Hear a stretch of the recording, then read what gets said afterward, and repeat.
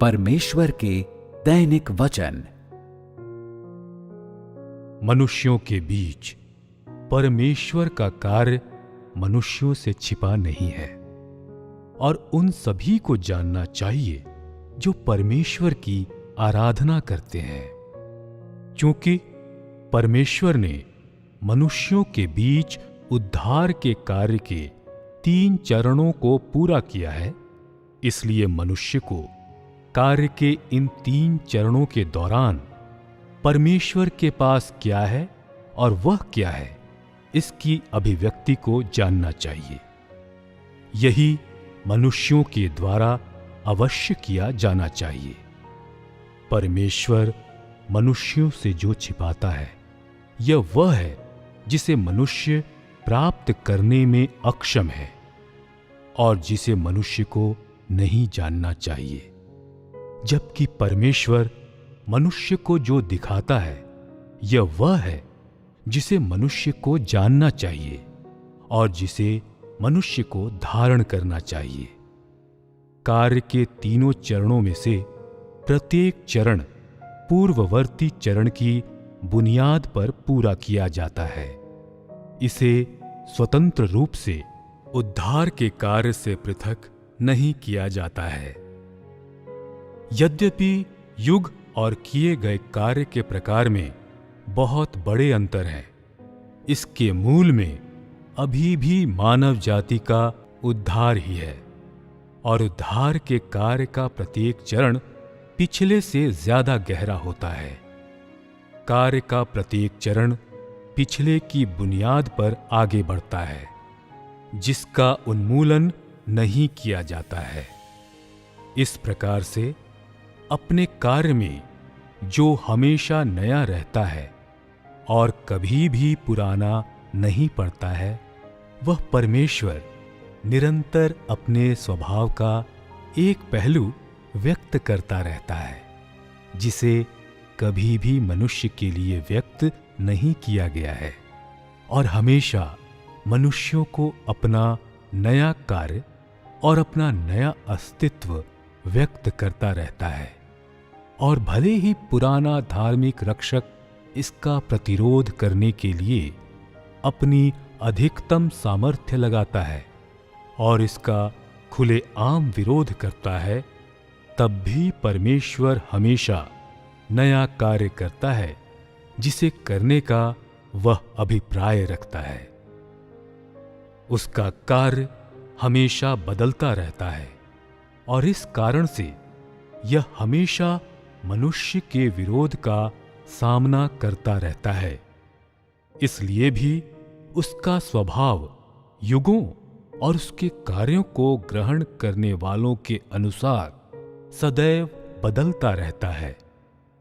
इसके अलावा वह हमेशा उस काम को करता है जो पहले कभी नहीं किया गया था, यहां तक कि उस कार्य को भी करता है जो मनुष्यों को पहले किए गए काम का विरोधाभासी, उसका विरोध करने वाला दिखाई देता है। मनुष्य केवल एक ही प्रकार का कार्य या एक ही प्रकार का अभ्यास स्वीकार करने में समर्थ है। मनुष्य के लिए ऐसे कार्य या अभ्यास के तरीकों को स्वीकार करना कठिन होता है जो उनके साथ विरोधाभास प्रकट करते हैं या उनसे उच्चतर हैं। परंतु पवित्र आत्मा हमेशा नया कार्य कर रही है और इसलिए धार्मिक विशेषज्ञों के समूह के बाद समूह दिखाई देते हैं जो परमेश्वर के नए कार्य का विरोध करते हैं। ये लोग ठीक तरीके से विशेषज्ञ बन गए हैं, क्योंकि मनुष्य के पास ज्ञान नहीं है कि परमेश्वर किस प्रकार हमेशा नया रहता है और कभी भी पुराना नहीं होता है, और परमेश्वर के कार्य के सिद्धांतों का कोई ज्ञान नहीं है, और इससे अधिक क्या कि उन विभिन्न मार्गों का ज्ञान नहीं है जिनमें परमेश्वर मनुष्य को बचाता है। वैसे तो मनुष्य यह बताने में सर्वथा असमर्थ है कि क्या यह वह कार्य है जो पवित्र आत्मा की ओर से आता है, क्या यह परमेश्वर का कार्य है? कई लोग इस प्रकार के दृष्टिकोण से चिपके रहते हैं जिसमें यदि यह पहले आए हुए वचनों के अनुरूप है तब वे इसे स्वीकार करते हैं, और यदि पहले किए गए कार्य में कोई अंतर है तब वे इसका विरोध करते हैं और अस्वीकार कर देते हैं। आज क्या तुम लोग इस प्रकार के नियमों से बंधे हुए नहीं हो? उद्धार के कार्य के 3 चरणों का तुम लोगों के ऊपर कोई बड़ा प्रभाव नहीं हुआ है, और यहां ऐसे भी हैं जो विश्वास करते हैं कि कार्य के पहले के 2 चरण बोझ हैं जिसे जानना केवल अनावश्यक है। उन्हें लगता है कि इन चरणों को आम जनता के लिए घोषित नहीं किया जाना चाहिए और जितनी जल्दी हो सके इनका खंडन कर देना चाहिए, ताकि लोग कार्य के 3 चरणों में से पिछले 2 चरणों के कारण विह्वल महसूस न करें। अधिकांश लोग विश्वास करते हैं कि कार्य के पिछले 2 चरणों को ज्ञात करवाना बहुत आगे बढ़ जाना है और परमेश्वर को जानने में किसी सहायता का नहीं है। यही है जो तुम लोग सोचते हो।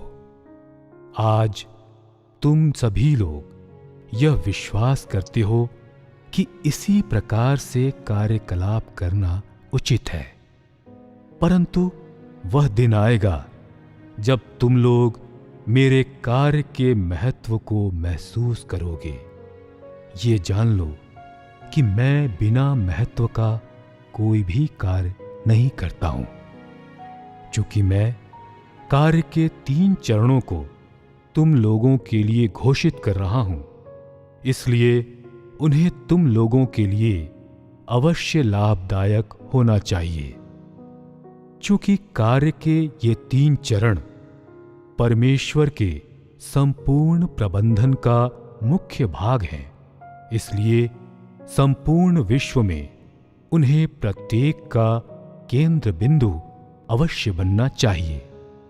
एक दिन तुम सभी लोग इस कार्य के महत्व को महसूस करोगे। ज्ञात हो कि तुम लोग परमेश्वर के कार्य का विरोध करते हो या आज कार्य को मापने के लिए अपनी ही धारणा का उपयोग करते हो, क्योंकि तुम लोग परमेश्वर के कार्य के सिद्धांतों को नहीं जानते हो और क्योंकि तुम पवित्र आत्मा के कार्य को पर्याप्त गंभीरता से नहीं लेते हो। तुम लोगों का परमेश्वर के प्रति विरोध और पवित्र आत्मा के कार्य में अवरोध तुम लोगों की धारणा और तुम लोगों के अंतर्निहित अहंकार के कारण है। यह इसलिए नहीं कि परमेश्वर का कार्य गलत है, बल्कि क्योंकि तुम लोग प्राकृतिक रूप से बहुत ही ज्यादा अवज्ञाकारी हो। परमेश्वर में अपना विश्वास पाने के बाद यहां तक कि कुछ लोग निश्चितता से यह भी नहीं कह सकते हैं कि मनुष्य कहां से आया, फिर भी वे पवित्र आत्मा के कार्यों के सही और गलत होने के बारे में बताते हुए सार्वजनिक भाषण देने का साहस करते हैं, और वे यहां तक कि प्रेरितों को भी व्याख्यान देते हैं जिनके पास पवित्र आत्मा का नया कार्य है। उन पर टिप्पणी करते हैं और बेसमय बोलते रहते हैं। उनकी मानवता बहुत ही कम होती है और उनमें बिल्कुल भी समझ नहीं होती है। क्या वह दिन नहीं आएगा जब इस प्रकार के लोग पवित्र आत्मा के कार्य के द्वारा अस्वीकृत कर दिए जाएंगे और नरक की आग द्वारा जलाए जाएंगे? वे परमेश्वर के कार्यों को नहीं जानते हैं, बल्कि इसके बजाय उसके कार्य की आलोचना करते हैं और परमेश्वर को यह निर्देश देने की कोशिश करते हैं कि कार्य किस प्रकार किया जाए। इस प्रकार के अनुचित लोग परमेश्वर को कैसे जान सकते हैं? मनुष्य परमेश्वर को खोजने और अनुभव करने की प्रक्रिया के दौरान परमेश्वर को जान जाता है। यह सनक में उसकी आलोचना करने से नहीं है कि वह अपवित्र आत्मा की प्रबुद्धता के माध्यम से परमेश्वर को जान जाता है। जितना अधिक परिशुद्ध परमेश्वर के बारे में लोगों का ज्ञान होता है, उतना ही कम वे उसका विरोध करते हैं। इसके विपरीत लोग जितना कम परमेश्वर के बारे में जानते हैं, उतना ही ज्यादा परमात्मा का विरोध करने की उनकी संभावना होती है। तुम्हारी धारणाएं, तुम्हारी पुरानी प्रकृति और तुम्हारी मानवता, चरित्र और नैतिक दृष्टिकोण वह पूंजी है जिससे तुम परमेश्वर का प्रतिरोध करते हो।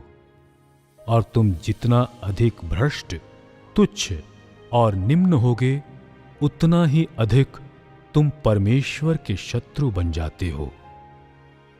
जो लोग गंभीर धारणाएं रखते हैं और आत्मतुष्ट स्वभाव के हैं, वे और भी अधिक देहधारी परमेश्वर के साथ शत्रुता में हैं, और इस प्रकार के लोग मसीह विरोधी हैं। यदि तुम्हारी धारणाएं सुधारी नहीं जाती हैं, तो वे सदैव परमेश्वर की विरोधी रहेंगी। तुम कभी भी परमेश्वर के अनुकूल नहीं होगे और सदैव उससे दूर रहोगे।